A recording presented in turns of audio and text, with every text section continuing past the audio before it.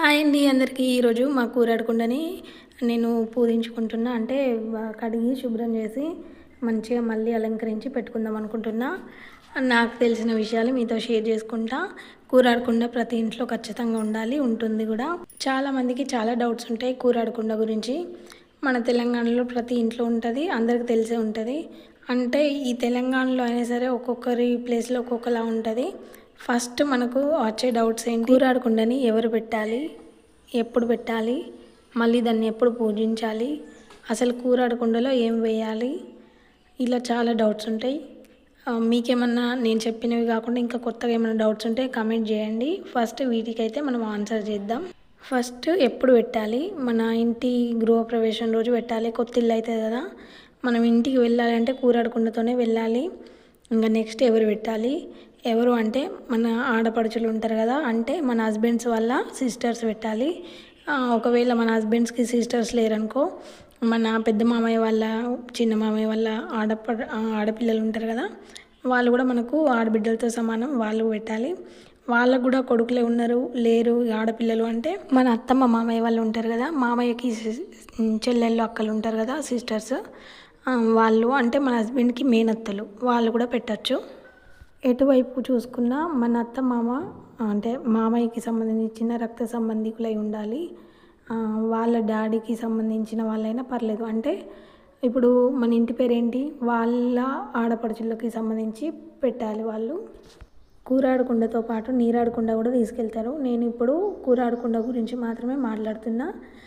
Next ఏంటంటే, ఇప్పుడు మాకు గృహప్రవేశం రోజు మా ఆయనకి సిస్టర్స్ లేరు, మా పెద్ద మామయ్య వాళ్ళ కూతురు పెట్టింది. అయితే ఇప్పుడు తను పెట్టిన తర్వాత నేను నెక్స్ట్ మళ్ళీ దాన్ని ఎప్పుడు తీయాలి అని అంటే మంచి రోజు చూసుకొని, అమావాస్య తర్వాత అష్టమి ఇలాంటివి ఏవి లేకుండా చూసుకొని, పండుగలు కానీ ఏమన్నా వస్తే అప్పుడైనా సరే తీసి మనం పూజించుకోవచ్చు.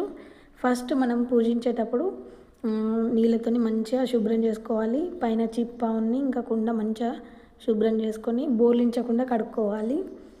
నెక్స్ట్ మనము సున్నం ఖచ్చితంగా ఉండాలి. సున్నము, పసుపు, కుంకుమ, గంధము, బియ్యపిండి, వీటన్నింటితో మనము కూరాడకుండానైతే అలంకరించుకోవాలి. మనం ఎంత బాగా అలంకరించుకుంటే అంత అరకతి బరకతి ఉంటుందని అందరు అంటారు. నెక్స్ట్ కొంతమంది కూరాడకుండలో వేసిన పసుపు కొమ్ము, ఇంకా వక్క, తర్వాత ఖర్జూరం, ఎండు ఖర్జూరం వేస్తారు కదా, అక్షితలు, ఇంకా కాయిన్స్, అవన్నీ ఎప్పుడు పూజించినా మార్చుకుంటూ ఉంటారు.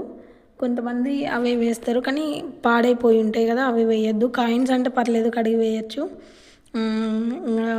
ఈ వక్క, పసుపు కొమ్ము, ఖర్జూరం ఇవి పాడైపోతాయి కాబట్టి మనము మార్చుకుంటే మంచిది. నేను ఇక్కడ అంతా అలంకరించుకున్న తర్వాత అక్షితలు, పసుపు, కుంకుమ, ఇంకా వక్క, ఎండు ఖర్జూరం, పసుపు కొమ్ము, అలాగే 11 రూపాయలు కాయిన్స్ వేసుకున్న. ఇంకా అట్లనే ఒక 2 పువ్వులు వేసుకోవాలి.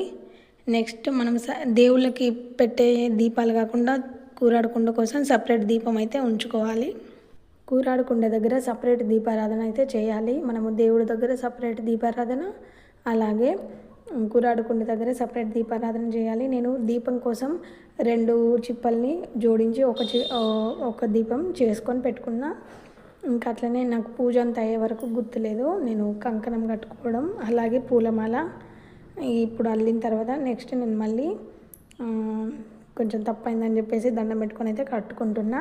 మా సైడ్ ఎట్లా చేస్తారు కూరాడకుండ పూజ అనేది నేను చెప్పిన. ఒక్కొక్క ఏరియాలో ఒక్కొక్కలా ఉంటుంది. మళ్ళీ బ్యాడ్ కమెంట్స్ పెట్టకండి. ఒక్కొక్కరు బియ్యం నింపి పెట్టుకుంటారంట కూరాడకుండ నిండా. ఈ ఒక్కొక్క ప్లేస్లో ఒక్కొక్కలాగా. మా సైడ్ ఎలా ఉందనేది మీతో షేర్ చేసుకున్నా. ఏమన్నా తప్పుగా చెప్పుంటే నాకు కమెంట్లో చెప్పండి, సరి చేసుకుంటా. సబ్స్క్రైబ్ చేసుకోండి ప్లీజ్.